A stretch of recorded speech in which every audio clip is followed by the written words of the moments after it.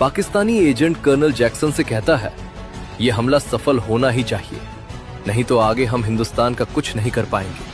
हर आते हुए दिन वो मजबूत हो रहा है। जैक्सन का जवाब छोटा और ठंडा था, इस बार कोई गुंजाइश नहीं है, हर तरफ से बड़ा प्लान है, बस तुम देखते रहो। रशिया में सुबह के 6 बज चुके थे।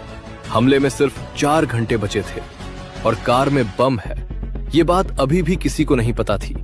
लेकिन रशियन इंटेलिजेंस को कुछ गड़बड़ होने का एहसास हो गया था। हालांकि उन्हें यह बिल्कुल पता नहीं था कि एग्जैक्ट खतरा क्या है। असल में एक रशियन सोल्जर ने पाकिस्तानी पीएम के सिक्योरिटी गार्ड्स के बिहेवियर में कुछ अनयूजुअल नोटिस किया था। उनका गार्ड पीएम को एक पपेट की तरह हैंडल कर रहा था। जबरदस्ती कार में बिठा देना, किसी से बात करने से पहले पीएम का अपने ही गार्ड से इजाजत मांगना, ये सब डिप्लोमेटिक प्रोटोकॉल के बिल्कुल खिलाफ था। ये पिछले 24 घंटों से रशियन इंटेलिजेंस के रडार पर था, लेकिन उन्हें कोई ठोस सुराग नहीं मिल पा रहा था। और सबसे बड़ी दिक्कत ये थी कि वो किसी और देश की इंटेलिजेंस से इस बारे में कांटेक्ट भी नहीं कर सकते थे, क्योंकि अगर बिना पुख्ता सबूत के रशियन सॉइल पर किसी थ्रेट की बात बाहर निकलती तो इससे रशियन इंटेलिजेंस की अपनी कैपेबिलिटी पर ही सवाल उठ जाता।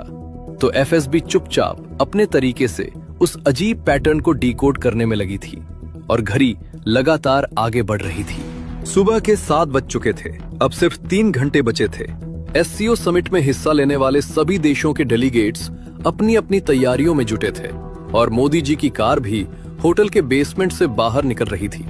लेकिन जैसे ही वो सिक्योरिटी चेक के नजदीक पहुंचने वाली थी, ढाका में बैठे सीआईए ऑपरेटिव ने उसकी टाइमिंग सेंसिटिव सेंसर्स को रिमोटली ऑफ कर दिया, जिससे आईईडी पूरी तरह न्यूट्रल दिखने लगा और सिक्योरिटी स्कैन में कुछ भी डिटेक्ट नहीं हुआ।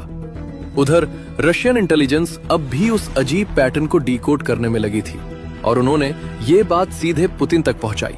पुतिन को इंस्टेंटली समझ आ गया, अगर पाकिस्तानी पीएम का अपना सिक्योरिटी डिटेल ही उसे डिक्टेट कर रहा है, उसे फोर्स करके कार में बिठा रहा है, तो ये या तो सीआईए का काम है या चाइना का। और अगर ये चाइनीज होते तो अब तक पकड़े जा चुके होते, इसलिए ये पक्का सीआईए का ऑपरेशन था।